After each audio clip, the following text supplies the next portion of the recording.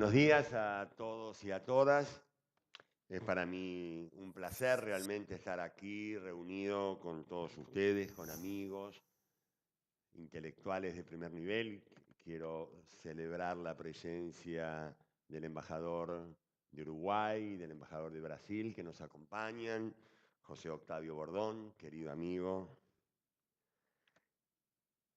Pero sobre todo decirles que uno en eventos como este se siente realmente rodeado de gente que ha acumulado una expertise y un conocimiento alrededor de las relaciones internacionales y en particular en la etapa larga de crisis que hemos vivido en estos años y que parece que tendremos por delante, que hacen valioso, muy valioso este encuentro. Recién hablábamos con el profesor Badie en el sentido de la necesidad de profundizar y hacer más sistemático este intercambio entre lo que hoy podemos llamar la experiencia de América Latina y la experiencia europea.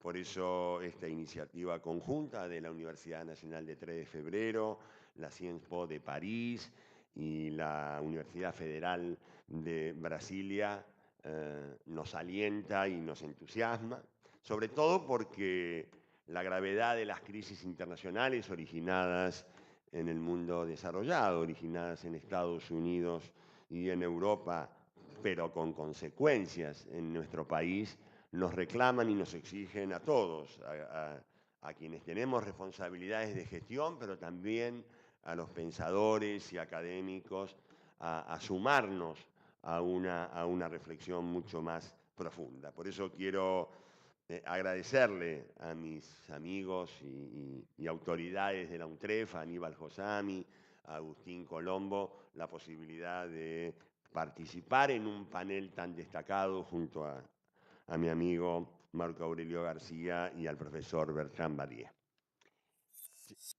Voy a hacer una digresión. He tomado la precaución de escribir en aras a una rápida retirada que voy a tener que hacer, de escribir mi intervención y para no caer en los habituales circunloquios que los argentinos somos tan afectos. A ver, algunas reflexiones para compartir. Estamos en un mundo en crisis y esta etapa del capitalismo está marcada por un entorno de incertidumbre mucho mayor que el habitual. Está en cuestión los paradigmas, yo diría, de los últimos 50 años, con una probada insuficiencia y debilidad de los mecanismos internacionales de regulación, capitales volátiles, rápidos cambios tecnológicos y países emergentes que van cambiando el tradicional mundo que conocíamos. La crisis que estamos viviendo pareció tener un momento de sensatez, de comprensión de la importancia del trabajo y la necesidad de generar un crecimiento sólido, sustentable y duradero. Recuerdo muy bien las reuniones, los debates y las conclusiones del G20 en Londres y en Pittsburgh. Pero duró muy poco. Muchos de los llamados pensadores heterodoxos, como Boyer, Stiglitz, Fitoussi, Amartya Sen, intentaron revertir en el debate público y académico la hegemonía de la economía neoclásica. Sin embargo, la nueva etapa de la crisis y su onda expansiva sobre la zona euro significó nuevamente poner el equilibrio fiscal y la austeridad, es decir, el ajuste, como políticas centrales. Sabemos que ya hoy nadie puede ser ingenuo en relación a los resultados de estas políticas en materia de desempleo, precariedad, incertidumbre de los millones y pobreza. Hoy tenemos a nivel mundial una crisis de empleo con tasas de desempleo masivo, subempleo y reducciones de salarios y de prestaciones sociales. Unos 220 millones de mujeres y hombres están desempleados y la OIT anticipa que seguirá aumentando el número de desocupados en los próximos años. Y si nos referimos al empleo joven, nos encontramos con que 75 millones de jóvenes están desempleados, 4 millones más que en el 2007 y más de 6 millones de jóvenes que ya no buscan, directamente ya no buscan empleo. Esto es catastrófico, es que nos hemos vuelto locos. Frente a esto, ¿cuál es la situación en nuestra región?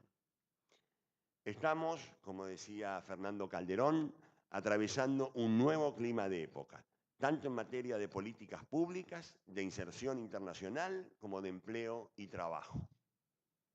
Estamos en presencia de un nuevo ciclo histórico y quizás de desarrollo, que se origina por un lado en el fracaso de las políticas neoliberales y conservadoras aplicadas en la región en los 90 y en la emergencia de un conjunto de gobernantes, de políticos, de líderes que encarnan una nueva etapa que aún con características heterogéneas presenta rasgos comunes y afrontan desafíos semejantes.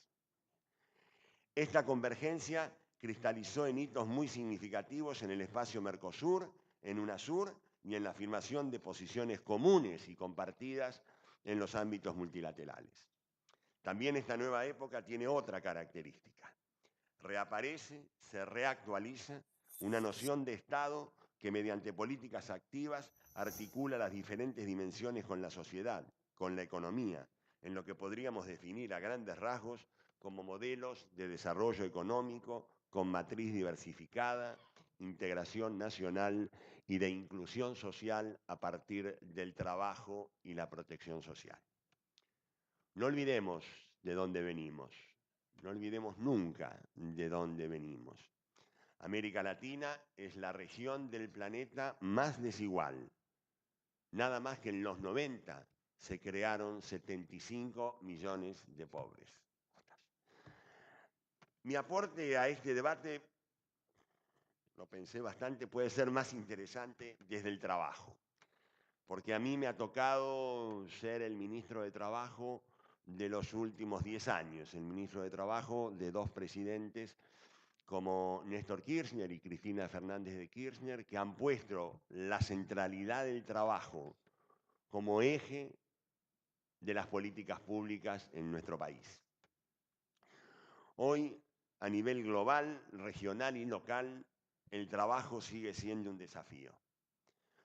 Coincidimos con la CEPAL cuando señala, si bien las políticas sociales y de protección social juegan un papel central en la forma en que el crecimiento económico es distribuido en la sociedad, la retribución del trabajo constituye la principal fuente de ingreso de las personas y, por lo tanto, el nivel y las desigualdades que allí se generen serán centrales en la evolución de la distribución total de la renta y en la búsqueda de la igualdad.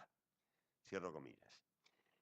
Esto expresa una política, un enfoque del país que queremos y que pone prioridad en la economía real sobre la financiera y que estimula la innovación y la producción para avanzar hacia una nueva estructura con valor agregado e inclusión social. Esto implica un Estado que impulsa, que recupera el papel de los actores sociales, tanto los del mundo del trabajo, empresarios y sindicatos, como los de la sociedad civil en su conjunto. Entre los principales objetivos del Gobierno Nacional en este ya largo periodo de 2003-2013 estaba y está colocar al empleo en el centro de las decisiones políticas, conformando un círculo virtuoso de la economía real. Más empleo permite aumentar el consumo, esto favorece la inversión y la producción, que a su vez genera más empleo. Así lo fuimos comprobando con el correr de los tiempos cuando hacíamos balances de los logros alcanzados. Y frente a la crisis mantuvimos los mismos postulados y los mismos principios. Y para eso tuvimos que hacer políticas que continuaran el camino que habíamos emprendido, pero en la crisis. Es decir, en un contexto muy diferente al que habíamos imaginado. ¿Y cómo enfrentamos esta crisis? Fue una crisis que en la región latinoamericana se manejó sin grandes pérdidas en su producción, en su crecimiento y en su empleo. Impulsamos un conjunto de medidas de carácter económico, monetarias, fiscales industriales, sociales y laborales, que seguramente hubiera ilustrado mucho mejor si hubiera podido estar presente la presidenta del Banco Central, Mercedes Marcol Pon. Desde nuestra perspectiva, sostuvimos la negociación colectiva y el aumento del salario mínimo, una política que hemos compartido con Brasil muy fuertemente. Hemos defendido sistemáticamente la idea del salario mínimo en medio del huracán global. Y pusimos en juego herramientas contracíclicas y proempleo que se habían elaborado para salir de la crisis del 2001 y que nos ayudaron mucho a mantener la relación laboral o posteriormente en el relanzamiento en la generación de empleo. El conjunto de las políticas anticíclicas implicó un gasto o una inversión cercana al 3% del PBI. Poder hacer esto fue producto tanto del bajo endeudamiento como del precio de las commodities, pero sobre todo por el desarrollo del mercado interno y la recuperación de la producción. Partiendo de la premisa que teníamos que defender el empleo, que no se podía poner en duda los derechos a toda costa, invertimos la idea de que la seguridad social es un privilegio de los países ricos. Una condición indispensable del crecimiento es la construcción de un piso de protección social. Así dimos otro paso fundamental en el sentido inverso de las recetas difundidas y aplicadas en nuestra región en los 90 y hoy en Europa. Fortalecimos la seguridad y la protección social mediante la recuperación de la administración estatal de los fondos previsionales e impulsamos transformaciones trascendentes. La actualización y la movilidad por ley, la extensión de la cobertura de la seguridad social y la asignación universal por hijo. En esta última etapa, en Argentina, también hubo menor crecimiento económico. En el 2012 fue algo menos al 2%, después de haber crecido con un promedio del 8 o el 9% durante muchos años. Pero casi no se perdió empleo. La productividad había aumentado significativamente con anterioridad y la política de crecimiento del mercado interno y la sustitución de importaciones está generando crecimiento en algunos sectores y está generando un mantenimiento del nivel de empleo. Nosotros trabajamos sobre dos ejes: dar solución a una larga deuda social heredada y desarrollar la dimensión productiva. Estamos trabajando en fortalecer una matriz que logre cambiar una economía basada exclusivamente en recursos naturales, intensificando procesos de complejización productiva, procurando que la innovación y la distribución del conocimiento sean centrales. Creamos el Ministerio de Ciencia y Tecnología, repatriamos científicos argentinos, creamos 10 nuevas universidades estatales en todo el país, profundizamos la sinergia público-privada en el terreno de la innovación tecnológica. Estamos impulsando una industria de bienes de capital, desarrollando cadenas con alto valor agregado y que demanden empleo de calidad. Pero no es fácil. Cada decisión afecta intereses y hay sectores poderosos que se oponen y mucho. A esto debemos agregar el proceso de integración regional, los valores compartidos con los países de la región, en particular con Brasil, que nos ha ayudado a reforzar nuestra presencia en los foros internacionales, llevando en forma compartida la idea que democracia e inclusión social son conceptos indisolublemente asociados, que economía y trabajo son dimensiones que actúan a un mismo nivel, porque no hay crecimiento sustentable sin empleo y sin protección social. Repito, somos conscientes que queda mucho por hacer en materia de desarrollo económico y social. Evaluamos nuestros avances y dificultades y adaptamos los instrumentos. Siempre los logros de igualdad, justicia y derechos humanos son insuficientes. Y siempre dependen de las convicciones y la voluntad política para alcanzarlos. Nuestro proyecto político es, por definición, como proyecto democrático, un proyecto siempre inconcluso, pero en el que hemos alcanzado logros en la condición social que nadie puede negar sin falsear los hechos. La Argentina sigue siendo un proyecto con eje en el trabajo, en la justicia social, en la inclusión y en la igualdad. Un proceso democrático y transformador. Y por qué no decirlo, nacional y popular. Desde este lugar, para terminar, quiero invitar a todos que nos atrevamos a imaginar, a innovar en todo esto. Atrevámonos a construir un mundo con más equidad, con menos desigualdad, con menos bancos y con más felicidad. Muchas gracias.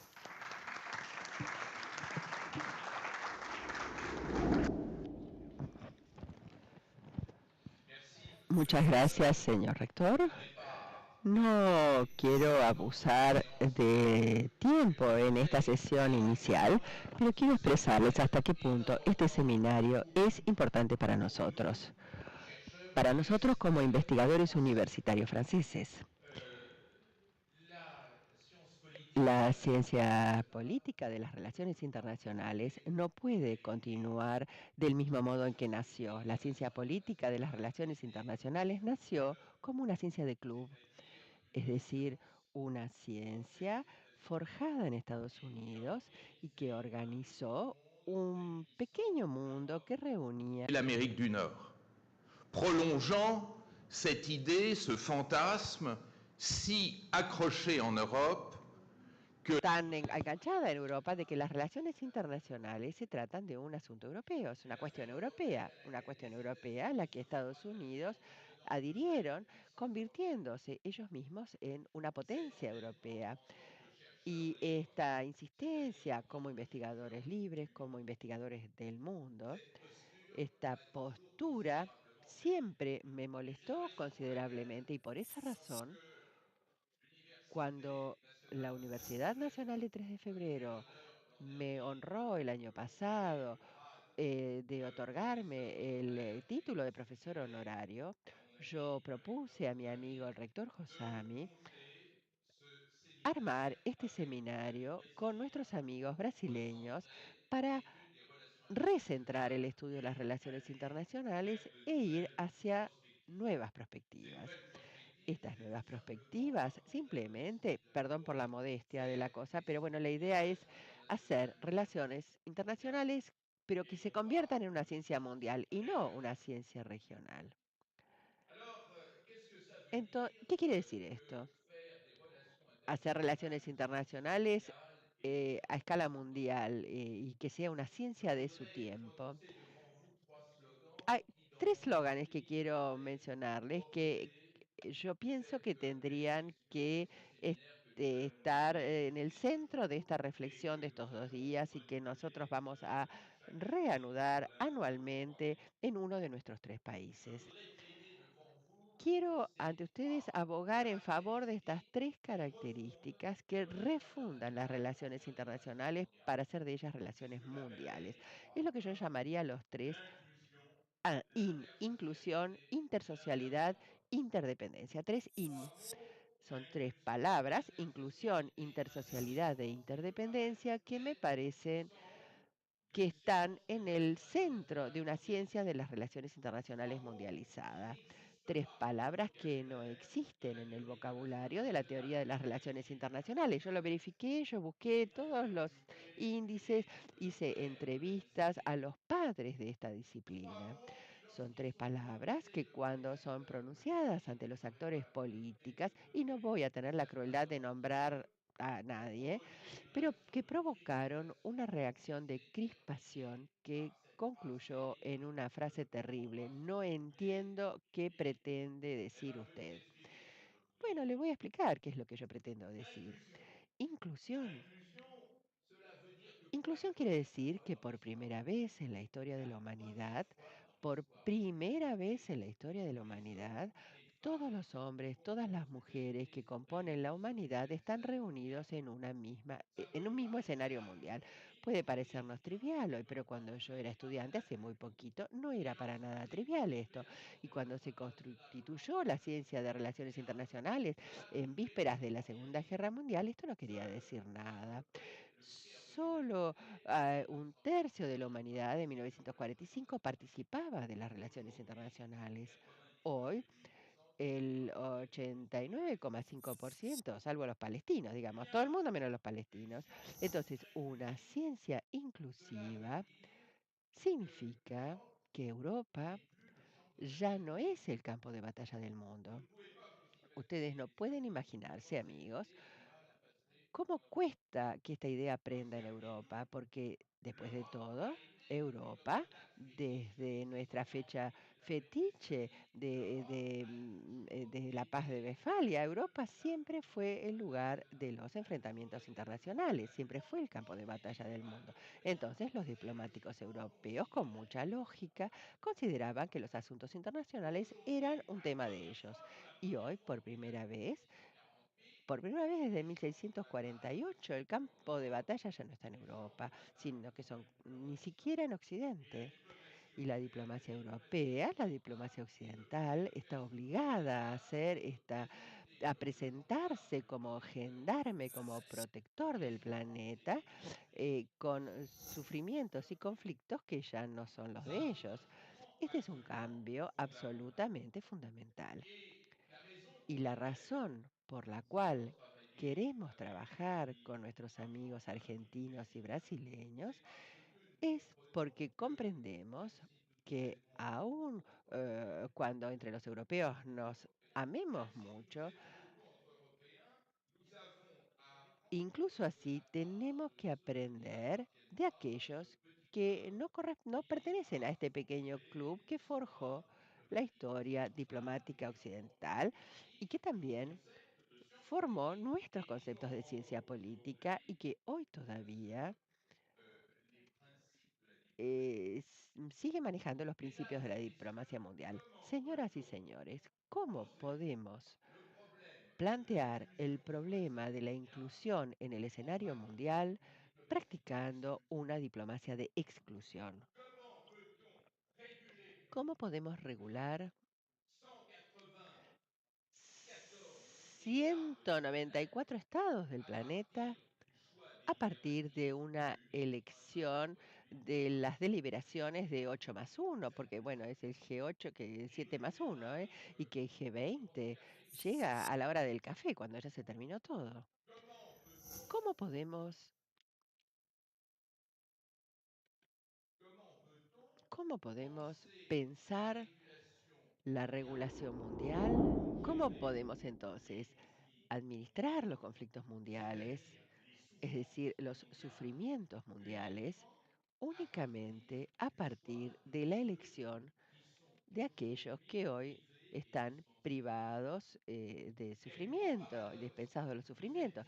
Qué enorme paradoja que esta diplomacia del G8, que consiste en reunir al 75% del PBI mundial, pero soportando solo el 0,2% del sufrimiento mundial.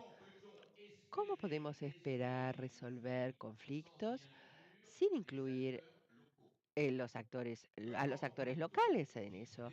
¿Cómo podemos dictar el bien y el mal a quienes son los responsables de aplicarlo? Esta ciencia de la inclusión es una ciencia nueva porque son temas que nunca se habían planteado. Y se habían planteado tan poco que en la historia de la diplomacia occidental eh, el tema no es la inclusión, sino la exclusión. Es decir, que la diplomacia actual consiste no en hablar, sino en no hablar. No se va a hablar con Hamas, no se va a hablar con Hezbollah, no se va a hablar con Irán, no se va a hablar con Corea del Norte, no se va a hablar con Belarus, no se va a hablar con Zimbabue, no se hablará más que entre colegas. Esta diplomacia del té a las 5 de la tarde no es una diplomacia de inclusión, no es una diplomacia de regulación. Aprendamos juntos lo que puede ser una diplomacia de inclusión, porque nadie lo sabe. El segundo tema es la intersocialidad. La gran propiedad de la globalización es no tanto poner a estados en relación entre sí, porque las relaciones entre los estados es ya una historia antigua, no hay nada nuevo al respecto, pero lo propio de la globalización es que se ponen en relación las sociedades entre sí, y esto sí que es nuevo. Es decir, que vamos hacia un mundo donde lo intersocial se convertirá en más importante que lo internacional. Tal vez estemos asistiendo a una agonía de las relaciones internacionales y a un ascenso de algo nuevo que habrá que llamar relaciones intersociales. Y es normal esto, ya que si hoy la globalización es inclusiva e incluye a todo el mundo en el mismo barco, evidentemente los contrastes sociales mundiales serán infinitamente más importantes de lo que eran en el siglo XIX, porque en el siglo XIX entre europeos no había contrastes sociales importantes, en definitiva, entre Austria, Francia, Inglaterra, Prusia, Rusia incluso los contrastes sociales no eran importantes, pero ahora entre Estados Unidos y Malawi, entre Papúa Nueva Guinea y la República Federal de Alemania, los contrastes sociales son tan importantes que estos contrastes se convierten en un desafío internacional esencial. Es decir, que los desafíos político-militares se convierten en desafíos secundarios, mientras que los desafíos sociales e internacionales son prioritarios. Y si yo quiero trabajar con ustedes es justamente porque quiero salir de una ciencia de las relaciones internacionales que no refleja más que términos político-militares para entrar a una ciencia de las relaciones internacionales que razone finalmente en términos de intersocialidad. Tampoco hay que olvidar que lo esencial en el mundo actual no es la bomba de Corea del Norte, sino el hambre en el mundo, que es el equivalente al ataque al World Trade Center cada 3 horas. Cada 3 horas 2.800 personas mueren de hambre. Y que yo sepa, la bomba de Corea del Norte o la hipotética bomba de Irán no significaron tanto estrago. Hemos entrado en un mundo donde la ignorancia de lo intersocial nos hace hacer un impas sobre el verdadero drama humano que estamos viviendo ahora. Era horrible ver que hubo 3 muertos en Boston, pero 3 muertos en Boston son 3 segundos de hambre en el mundo.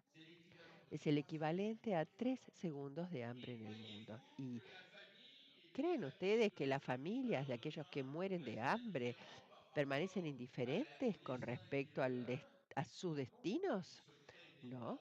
Se crea una enorme frustración, una enorme humillación en el espacio mundial y esta humillación es terrible. Esta es la fuente de la violencia internacional, la humillación. La humillación es el principal factor de guerra y por esa razón la intersocialidad es tan importante y es la relación por la cual hay que reinterpretar los conflictos mundiales actuales en términos de sufrimiento social. Observen el mapa de los conflictos mundiales hoy y vean hasta qué punto corresponde al mapa del subdesarrollo. El Sahel, que nos afecta tanto como franceses, el Sahel es una de las principales patologías sociales del mundo en términos de seguridad alimentaria, de inseguridad sanitaria, de inseguridad ambiental. Es mucho después y probablemente a causa de la primera razón es un campo de maniobras del terrorismo, la intersocialidad, en definitiva la interdependencia. Eh, Señoras y señores, estamos en un mundo donde todos dependen de todos. El débil depende del fuerte no es algo nuevo, pero lo nuevo es que ahora el fuerte también depende del débil. Y el hecho de considerar este fenómeno nuevo que el fuerte depende del débil es algo que la ciencia política tradicional no puede imaginar. Es decir, que esta manera en la que hoy es el eslabón débil el que en alguna medida se encuentra en el entrecruce de los destinos políticos y económicos mundiales. Antaño, la guerra era una rivalidad de potencias, un privilegio de ricos, era un deporte aristocrático de los estados más poderosos. Hoy la guerra es una cuestión de los pobres, es decir, algo que molesta al rico, pero que en alguna medida es el último sacrificio del pobre con respecto a las desigualdades y humillaciones de las cuales es víctima. Y esto significa que a quienes hoy deciden, quienes hoy son realmente proactivos, están más bien en favor de los pobres y no de los ricos, están de ese lado. Y esto es un nuevo reequilibrio de nuestras relaciones. Y por eso nuestra ciencia debe cambiar profundamente y debe transformarse profundamente. Por este motivo, lo que nosotros hacemos entre europeos cuando ritualmente nos encontramos, sabiendo de antemano lo que va a decir el colega, porque hasta tal punto nos conocemos y hasta tal punto nos hemos nutrido con los mismos conceptos, como estas grandes misas norte-norte ya no tienen sentido. Y esta es la razón por la cual quiero agradecer verdaderamente a mi amigo, el rector Aníbal Josami, por haber tenido el puño firme y el espíritu de decisión para organizar junto con nuestro amigo Agustín Colombo este primer seminario. Y quiero decir que me alegra mucho estar aquí con los colegas brasileños que saben también lo que representa Brasil para mí y es una formidable innovación desde el punto de vista de la capacidad diplomática mundial. Realmente estoy orgulloso de sentarme en la misma mesa que Marco Aurelio García, también a quien conocí en Brasilia y que encarna esta nueva visión, esta nueva acción originada por Ignacio Lula da Silva. Y quiero mencionar lo que él nos había dicho, Lula, cuando vino a recibir su doctorado honoris causa en Sciences Po, en mi universidad. Yo le dije a esta idea de cooperación sur-sur, ¿cómo surgió? Y Lula da Silva me respondió con ese carisma sorprendente que tiene. Bueno, una vez me invitaron en Davos y yo me fastidié tanto que quise armar otra cosa. Muy modestamente, entonces nosotros tratemos juntos de armar otra cosa. Quiero decirles antes que nada que me parece que tiene gran importancia este debate. Voy a decirlo después al final de manera más precisa, porque pienso que no hay una reflexión suficientemente amplia frente no solo a situaciones negativas como se vive, por ejemplo, en Europa, sino que tampoco en relación a situaciones que podríamos calificar como positivas, como estas que estamos viviendo en los últimos años en América del Sur, sobre todo. Pienso también que nosotros estamos frente a transformaciones internacionales que van a exigir que esta reflexión se haga de manera mucho más profunda. Porque lo que antes era un diseño, hace unos años atrás, Aníbal se refirió a un texto que yo hice para la revista, o sea, el fortalecimiento de un mundo multipolar, hoy en día gana nuevos niveles. Estados Unidos va saliendo sorprendentemente de la crisis y va creando condiciones para volver a tener un protagonismo económico, político, militar, por supuesto. La situación compleja que vive Europa, la presencia cada vez más importante de China e inclusive el factor de América del Sur, África y otras regiones. O sea, el profesor Badi nos llamó la atención sobre algo que es absolutamente fundamental. Nosotros vivimos hoy en día en una situación de internacionalización de las relaciones. Las relaciones internacionales ya no se centran en pequeños espacios. Yo me acuerdo que hace algún tiempo atrás leía un editorial de Le Monde Diplomatique. Creo que fue después de el que corresponde a finales de la Segunda Guerra Mundial. Y allí decía dos cosas que hoy en día nos hacen pensar. Le Monde Diplomatique tendrá una importancia muy grande porque va a ser escrito en la lengua de la diplomacia internacional. Ya no es así. Y en segundo lugar, porque va a ser editado en la capital de la diplomacia internacional, París. Eso ya no es así hoy en día. Y tampoco podemos decir que haya un polo, un centro, efectivamente, una irradiación de la política internacional. Nosotros sí estamos confrontando y enfrentados a cambios muy profundos, y pensar la especificidad de nuestra región y lo que significa nuestra región para el mundo, me parece que es algo que tiene gran relevancia. Y pienso que en esta breve introducción, lo que es muy importante es que este seminario se realice acá en Buenos Aires, no solo por el encanto de la ciudad, lógicamente, sino también por el momento, la posibilidad que tenemos de profundizar una reflexión sobre las relaciones Argentina-Brasil, que son relaciones, en mi opinión, fundamentales. No agotan la problemática sudamericana, de la integración sudamericana, pero sin estas relaciones no habrá integración sudamericana. Y eso también nos remite a cuestiones que son importantes para pensar los procesos de integración, cómo estos procesos deben realizarse sin pretensiones hegemónicas y colocando en el centro del debate la cuestión de la solidaridad de los países y de los pueblos. Yo quiero dividir en 4 puntos mi intervención. Voy a hacer una rápida reflexión que es en realidad un resumen de las 2 décadas perdidas que hemos vivido y la construcción de alternativas que, aunque sean precarias y provisorias, eh, pudieron ser diseñadas en ese periodo, centrados, lógicamente, en el caso brasileño, que no agota ni mucho menos lo que sucedió en la región, pero es una expresión de lo que sucedió en la región. Creo que sería importante también decir algo sobre la crisis y sus efectos en la región. Un par de reflexiones sobre Europa y finalmente una conclusión para llamarles la atención sobre los retos que tenemos hoy en día, en tanto reflexión intelectual y política.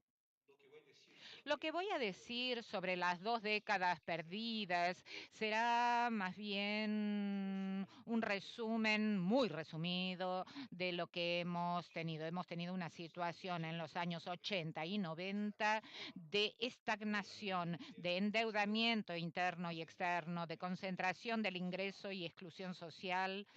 Ya se ha observado acá que América del Sur es todavía, a pesar de los cambios que hubo en los últimos años, la región más desigual. Y además hemos tenido también un predominio de regímenes autoritarios o una transición lenta y difícil hacia la democracia. En ese momento el equilibrio macroeconómico fue elegido como un valor y un objetivo central. Y para lograrlo, lo que hemos tenido fue la aplicación de políticas monetarias, cambiarias y fiscales estrictas que tuvieron, en el caso argentino, tal vez la manifestación, tal vez la más impactante. Hemos tenido también en ese periodo una reducción del tamaño y de la intervención del Estado a favor de un mercado que se encargaría de lograr los equilibrios macroeconómicos necesarios. Bueno, nosotros conocemos bastante bien los resultados de esas políticas y no por casualidad llamamos a estos 20 años las 2 décadas perdidas.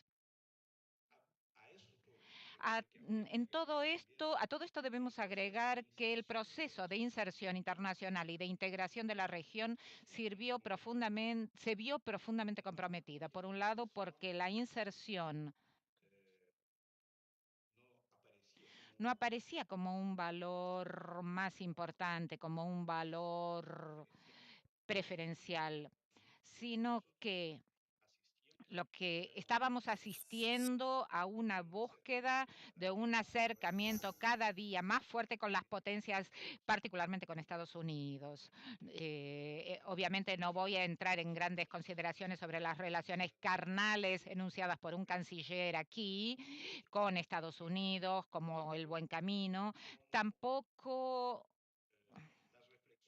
las reflexiones que en mi país se hacían sobre un nuevo renacimiento en curso en el mundo y cómo ese nuevo renacimiento atribuía a Brasil un papel fundamental en el que Brasil debía tratar de conocer exactamente cuál era su tamaño y cuáles podían ser sus pretensiones en materia internacional.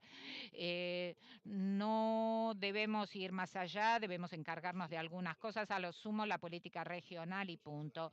Y los otros iban a hacer la política por nosotros. Bien. Pero hubo un cambio sumamente importante, yo diría que a partir de comienzos del siglo. Y aunque tenga especificidades en cada uno de nuestros países, tuvo evidentemente algunos rasgos comunes en toda América del Sur. Porque no quiero hacer una generalización que sería precaria. Voy a tratar de concentrarme en el caso brasileño. Pero quiero decir que cuando hable del caso brasileño, sin duda alguna estaré hablando de muchas situaciones. No es que Brasil haya generado un efecto en otros países, sino que porque nosotros enfrentamos en nuestro país problemas más o menos de la misma forma que se dio en otros países de la región. Vale decir, en la Argentina, en Uruguay, incluso en Chile, en Venezuela, en Ecuador, en Bolivia, etc. Cuando empezó el gobierno de Lula en el año 2003, nosotros teníamos una situación compleja de estagnación, una situación macroeconómica muy difícil porque había un brote de inflación. Se calcula que la inflación anual en ese año podía alcanzar el 30% después de un esfuerzo de estabilización enorme que fue el plan real, y también con una situación de vulnerabilidad internacional muy grande, en la medida en que nosotros teníamos reservas de 30.000 millones de dólares. Gran parte de esas reservas era un préstamo del Fondo Monetario Internacional. Ustedes pueden ver que cuando hablo de Brasil estoy hablando de otros países también de la región. No es un caso aislado.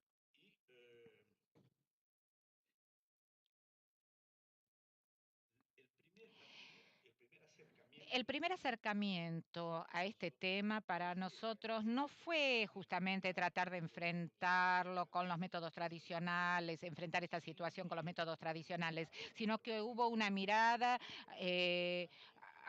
sobre un problema importante, pero secundario, que era el problema de la desigualdad. Un expresidente brasileño dijo: miren, tenemos que conformarnos con que el 30, el 40 o el 50 o tal vez 60 millones de brasileños no van a poder integrarse a la vida nacional. Y para eso vamos a tener políticas compensatorias que resuelvan un poco la situación. Podemos decir también que no transformen a esas personas en insurgentes. Pero esa era una visión muy conformista que había en relación al problema de la desigualdad. Pero el tema de la desigualdad fue erigido en nuestro caso como tema fundamental, y cuando se diseñaron nuevas políticas económicas, este tema de la desigualdad no era un tema secundario, era el tema central. Nosotros también enfrentábamos en aquel momento en el debate político algunas disyuntivas: crecer o distribuir. Crecer o establecer un equilibrio macroeconómico, combatir la inflación, etcétera, etcétera. Mercado interno o mercado externo. Cito algunas, sin duda hay otros. Entonces tratamos de construir una alternativa que previera crecimiento con distribución del ingreso, antes distribución del ingreso para provocar el crecimiento. Y eso se hizo en gran medida por medio de algunas políticas específicas. La primera, una elevación constante del salario mínimo. Ese es un tema importante. Hoy yo veo gran parte del debate en Europa apunta por parte de algunos sectores a la idea de que es necesario eliminar el salario mínimo en Francia, el SMIC, porque eso va en contra del mercado y eso en el fondo es un factor de aumento de la desocupación. Entonces nosotros en ese periodo tuvimos aumentos constantes, en 12 años aumentos constantes del salario mínimo con una particularidad, siempre por encima de la inflación. Por lo tanto, hubo aumentos reales del salario mínimo. Un programa, una serie de programas de transferencia de ingresos vía Estado. Ustedes lo conocen bajo la forma beca familia, que permitió la inclusión, la salida de la condición de pobreza extrema y de pobreza de 45 millones de brasileños. Una política de expansión del empleo compatible con este aumento del salario mínimo que nos permitió crear 18 millones de empleos en Brasil. Y hoy en día tenemos números muy cercanos al pleno empleo, alrededor del 5% de desocupados. Crédito, sobre todo crédito popular, y políticas sociales como educación, vivienda, etc.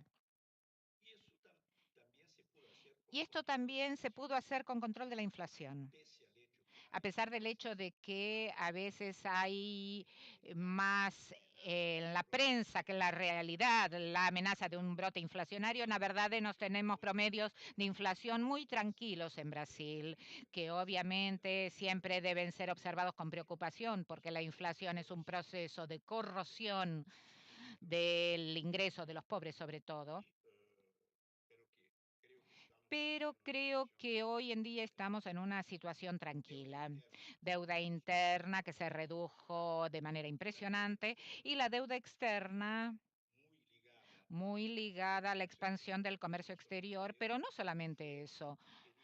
Se ha eliminado. Nosotros teníamos una situación de deudores internacionales y hoy en día estamos en una situación de acreedores internacionales.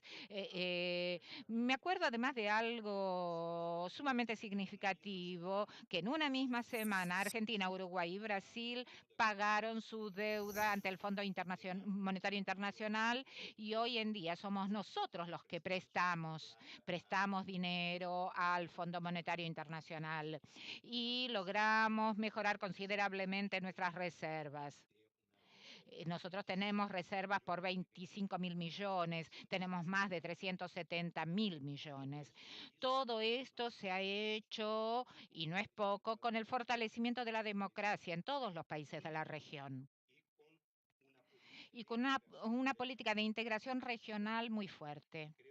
Y creo que si nosotros observamos no solamente los números del comercio de la región, que tuvieron una expansión extraordinaria, inclusive el comercio con productos de valor agregado, sino también que las iniciativas que fueron siendo diseñadas, vemos en el Mercosur, en la UNASUR y finalmente en la CELAC, se fue creando una nueva dinámica de integración.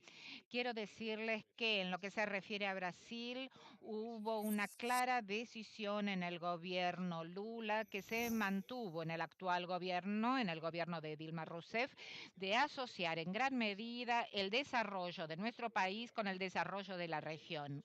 Y creo que eso es importante porque plantea una dinámica de integración de la región completamente diferente de otras regiones del mundo. No hay espacio para hegemonismos, aunque la economía brasileña sea obviamente más importante que las otras economías. No hay espacio para hegemonismos.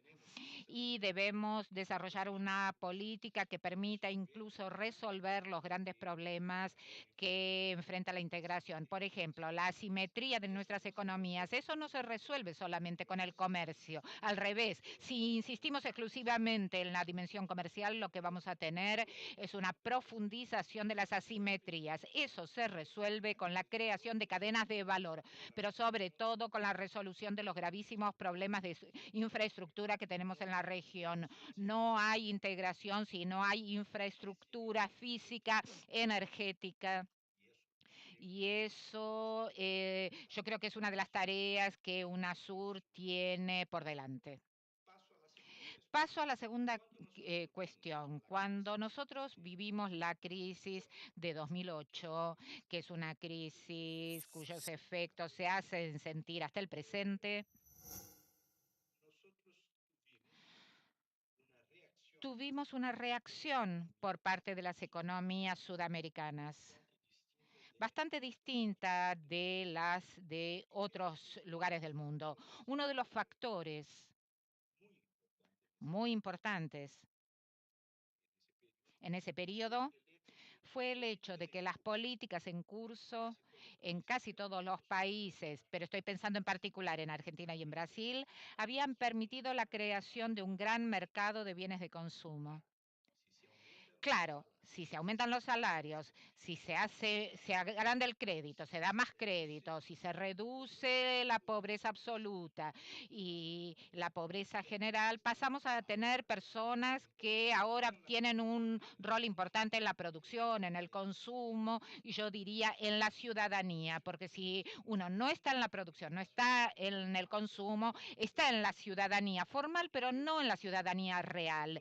Y eso nos permitió tener un colchón, crear un colchón que garantizó que la crisis no nos atacara de manera muy intensa. El primer año sí, pero no llegamos siquiera a situaciones de recesión. Ya en el año 2009 y 2010 tuvimos crecimientos muy importantes en Argentina, en Brasil y en otros lugares de nuestro continente.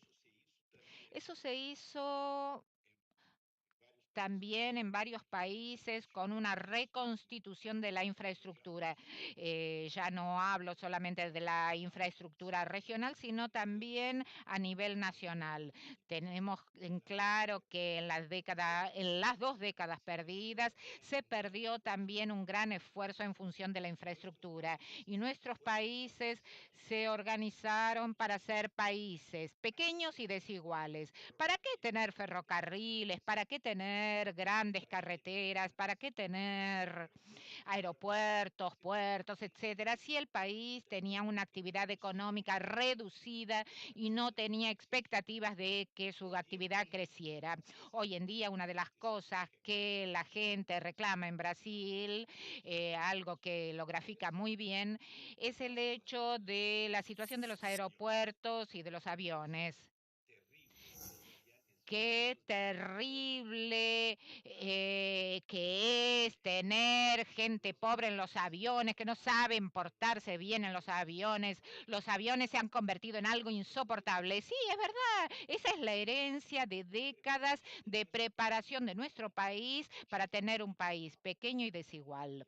Y ahora, obviamente, nosotros tenemos ese desafío, lo mismo que en el ámbito de la educación.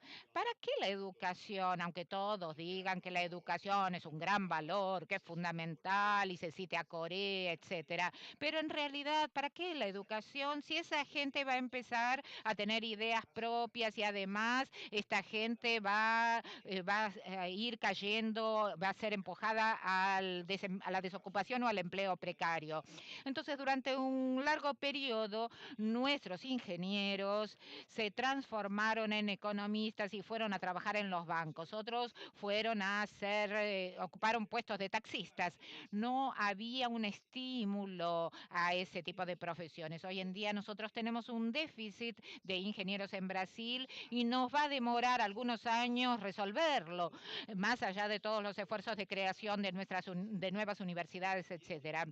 Y también tenemos un déficit de científicos técnicos, razón por la cual el gobierno actual decidió enviar 110.000 estudiantes a las mejores universidades extranjeras solamente en carreras técnicas, más allá de los becarios en otros sectores, para poder resolver algo que es fundamental. No va a haber desarrollo si nosotros no enfrentamos los retos de un nuevo modelo de industrialización y de construcción de la economía en el mundo.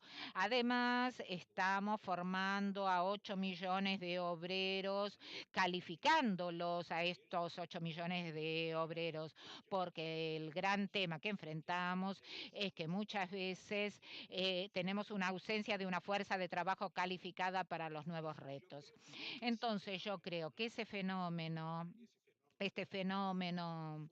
la forma con la cual nosotros enfrentamos la crisis, que, insisto, me he limitado al ejemplo brasileño, pero creo que en la Argentina fue igual y en toda la región. Hoy, gracias a estas nuevas políticas económicas y sociales, tenemos en América del Sur un mercado de aproximadamente 300 millones de consumidores. Y eso tiene, como dijo acá el ministro Tomada, tiene un efecto virtuoso sobre la economía y quiebra la situación anterior. Quiero decir 2 o 3 cosas sobre la situación europea, no obviamente para juzgar, sino para indicar cómo nos preocupa la situación europea y la crisis en Europa. En primer lugar, nos preocupa un poco que en un importante número de países no solamente los gobiernos, sino que en algunos casos las fuerzas de oposición están promoviendo políticas que en el fondo repiten los errores que nosotros cometimos aquí durante 2 décadas. Y afirman que esos errores y esas políticas de austeridad económica y financiera van a resolver los problemas. No. Y lo que observadores más bien imparciales y que no tienen ninguna marca ideológica, afirman que esas políticas de austeridad, lejos de resolver los problemas macroeconómicos, están agravando los problemas macroeconómicos, por no decir los problemas económicos tout court o los problemas sociales. Esto nos preocupa por varias razones. Primero, porque la economía europea tiene un rol importante en la economía mundial y tiene un significado muy importante para nosotros. Es muy difícil pensar hoy en un acuerdo Mercosur-Europa sin tener en cuenta los problemas que afectan a Europa y la forma con la que Europa va a reaccionar a las propuestas que les hagamos o las propuestas que ellos harán de cualquier forma. En segundo lugar, creo que también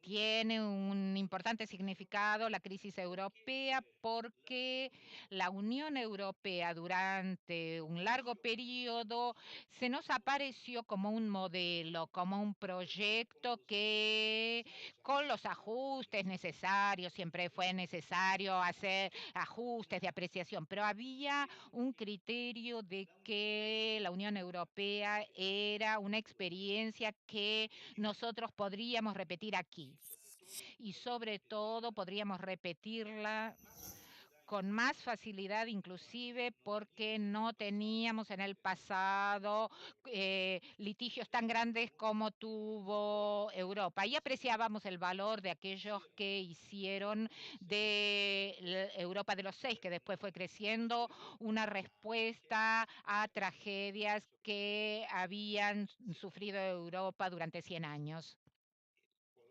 Entonces, el colapso, la crisis, colapso tal vez sea una palabra muy fuerte, pero la crisis de este modelo deja un poco en la orfandad a los proyectos de integración tales como nosotros habíamos pensado. Entonces, por otro lado, también nos preocupa mucho la inestabilidad social y política que se está generando.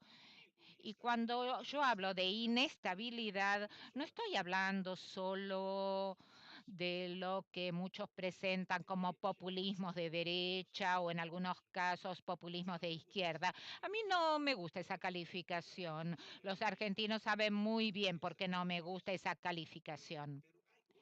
Pero sin duda hay una crisis de los partidos políticos, no es por casualidad que en Italia tenga tanto derecho a un clown y la derecha tenga tanto éxito, los piratas tengan tanto éxito en Alemania y así sucesivamente. No me refiero solamente a estas formas antipolíticas, a estas formas que algunos califican de populismo de derecha.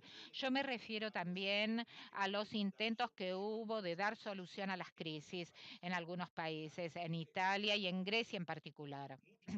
Muchos dicen, yo no lo voy a decir porque tengo ciertas responsabilidades, entonces solo tengo que transmitir lo que otros dicen, que esos fueron golpes de Estado sui generis, en los que no hubo una participación con tanques y Fuerzas Armadas, sino que a través de las finanzas, a través de los bancos. Son ellos los que lo hicieron y nuestro amigo Papandreou, que no tenía un desempeño muy brillante, tuvo que irse.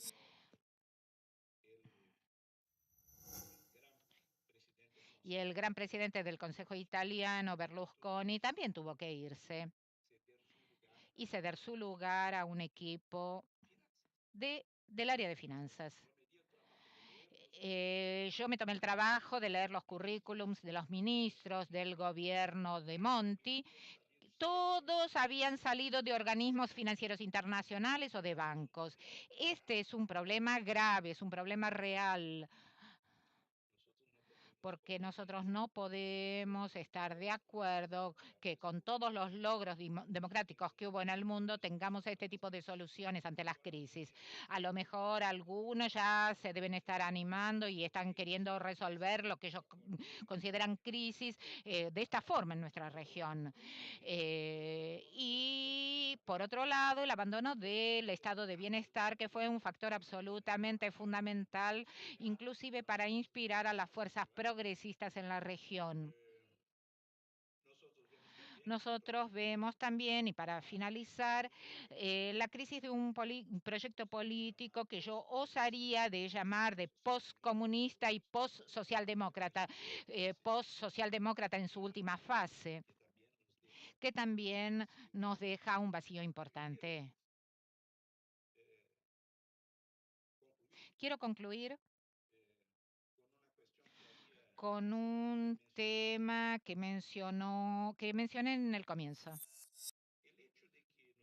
El hecho de que en la práctica hayamos dado una respuesta importante a nuestra crisis, a las 2 décadas perdidas y por eso hayamos podido enfrentar la crisis del año 2008,